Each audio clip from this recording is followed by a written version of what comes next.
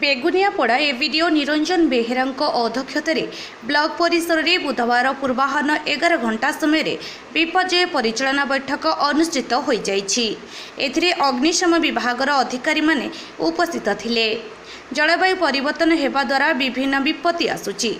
एही समय गोष्ठीगुड़ी सामिल करी विपर्ययर मुकाबिला योजना प्रस्तुत कले विपत्तिर मुकाबिला करने संभव हेबो।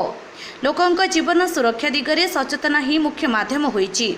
विपत्ति आसिबा पूर्व जनजीवन को सुरक्षा निमते आवश्यक हेउथिबा सामग्री गच्छित रखिबा सहित पूर्व सजग रहिले ताहाकु मुकाबिला करबा सहज होई परिबो। एहा परे मॉकड्रिल करा जाइछि। विपत्ति समय किभली धैर्य सहित मुकाबिला करबा सह विभिन्न कौशल प्रदर्शन करा जाइथिला।